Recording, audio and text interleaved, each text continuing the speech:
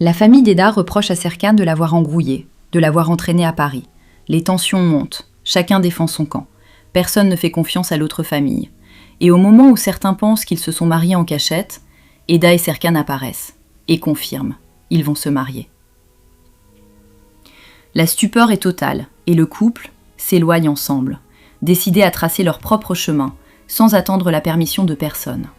Les familles qui s'affrontent, c'est la scène d'ouverture parfaite. 2 familles, 2 histoires de méfiance et au milieu, un couple qui décide de ne plus subir, de ne plus expliquer, d'avancer, dans un cadre élégant, avec un piano, avec de la musique. Serkan prend la parole, il dit combien Eda a transformé sa vie, il la compare à une étoile, et il lui demande sa main. Eda accepte, avec émotion. Elle lui promet de l'aimer jusqu'à la fin de leur jour. C'est la demande qu'il avait promise de faire de la façon la plus romantique possible. Il a tenu parole. La demande de Serkan avec le piano, c'est le miroir de la demande d'Eda à l'épisode précédent. Elle avait demandé dans la simplicité brute, lui répond avec de la musique. 2 façons d'aimer, le même engagement. Eda confie son choix à sa tante. Eifer s'inquiète pour les études, l'avenir, la précipitation. Eda insiste. Avec Serkan, elle se sent libre, accomplie. Elle lui demande son soutien, pas sa permission, son soutien. Serkan rassure Aydan. Elle hésite, elle a peur de Semia. Il affirme son amour. Elle promet d'y réfléchir. Et le lendemain matin, les amis d'Eda saluent son courage. Elle a demandé elle-même. C'est un exemple. Eifer et Aydan face au mariage, ce sont 2 femmes qui aiment profondément. Et cette peur qu'elles ont, ce n'est pas de la mauvaise volonté, c'est de l'amour maladroit. La nuance est importante. Semia refuse catégoriquement. Elle rappelle la mort des parents d'Eda. Elle accuse.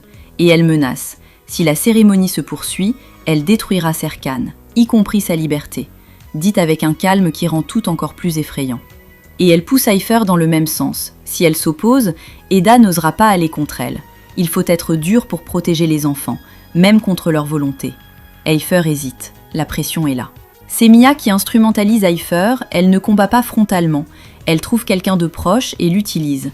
Eifer n'est pas une ennemie. Elle est une arme qu'on essaie de retourner contre Eda. Melo a une idée, réunir Eifer et Aydan au restaurant Alexander, comme par hasard, un cadre détendu, le chef qu'elles apprécient toutes les 2. Serkan propose la sortie à sa mère, Eda fait pareil avec sa tante, le plan est en marche. Mais Semia dîne aussi, avec Valia. Elle révèle qu'elle a déjà convaincu Eifer et Aydan de s'opposer. Elle promet de surveiller, elle a encore des plans, elle ne s'arrête jamais. Le restaurant comme miroir, d'un côté Eda et Serkan qui réunissent, de l'autre Semia qui divise. 2 tables, 2 intentions opposées. Eda et Serkan arrivent au restaurant et tombent par hasard sur Eifer et Aydan. La coïncidence est trop évidente, tout le monde le sait. Et les tensions explosent immédiatement. Personne ne veut s'asseoir ensemble, mais la situation les force. Elles répètent leur opposition, les accusations fusent, et Serkan et Eda rappellent qu'ils ont besoin du soutien de leur famille. Les mères rétorquent qu'ils peuvent faire ce qu'ils veulent, mais sans elles. La fausse coïncidence, la stratégie se heurte à la réalité. On ne force pas une réconciliation, on crée les conditions. Et ces conditions ne suffisent pas seules, il faut Alexander. Eda et Serkan annoncent leur mariage à Alexander. Il accueille la nouvelle avec joie. Il dit que l'amour de ce couple se lit dans leurs gestes et leurs regards, que la vie est courte, qu'il faut oublier le passé. Et il cite en italien « L'amour et l'atout ne peuvent jamais être dissimulés ». Cette phrase, dans ce restaurant, ce soir-là, j'ai senti quelque chose se dénouer dans la pièce. Alexander comme médiateur, il n'est pas de la famille, il n'a pas d'intérêt dans ce mariage. Et c'est exactement pour ça que ces mots portent. Quand un étranger dit que l'amour est évident, on ne peut pas l'accuser de partialité. La tante d'Eda finit par céder. Les jeunes sont adultes, ils ont pris leur décision. Elle accepte le mariage, en appelant à la prudence et à la patience avant de parler d'enfants. Alexander félicite le couple, l'atmosphère change. Et Eifer rappelle la tradition. Serkan doit venir demander officiellement la main d'Eda. Les familles fixent la rencontre pour le soir même. Ce détail-là, c'est Eifer qui leur offre une cérémonie. Pas juste un accord, une célébration. Eifer qui cède, ce n'est pas une capitulation.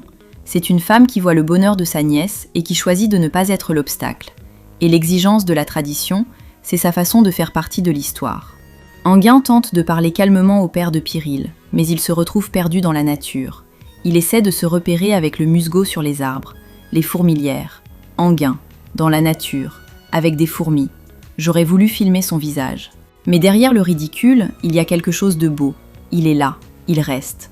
Il endure les épreuves imposées par un père méfiant, pour Pyrrhille, sans condition. Enguien dans la nature, c'est un homme qui traverse des épreuves absurdes pour prouver son amour. Pas romantique, pas élégant, mais réel. Et le vrai amour ressemble souvent plus à ça qu'à un piano dans un salon. Alexander félicite une dernière fois le couple et demande à revoir Haïfer pour une affaire importante. Ce détail discret, glissé à la fin, et tout le monde dans la pièce, intrigué. Pendant ce temps, Mélo, Erdem et Leila fêtent la nouvelle. La conversation dérive vers la plaisanterie, les reproches, l'absurde. C'est tellement eux. Et Férit et Serran, ils regardent tout ça et plaisantent sur un faux enlèvement pour pimenter leur vie. Ces deux-là. Alexander qui demande à revoir Haïfer, ce restaurant n'est pas juste un décor. C'est un lieu où les histoires commencent. Et celle d'Alexander et Haïfer, elle vient peut-être de commencer pour de vrai ce soir. Voilà mes amis pour cet épisode 83. Les familles qui s'affrontent. Serkan qui demande Eda avec un piano. Semiha qui menace. La fausse coïncidence au restaurant. Alexander et sa citation italienne. Et Haïfer qui cède en demandant que la tradition soit respectée. Si cette vidéo vous a plu, laissez un commentaire, un like et abonnez-vous à la chaîne. Merci pour votre fidélité. Rendez-vous tout de suite pour l'épisode 84. Serkan va-t-il venir demander officiellement la main d'Eda ce soir? Semiha va-t-elle frapper encore? Et Alexander, qu'a-t-il à dire à Haïfer? On le découvre ensemble, tout de suite.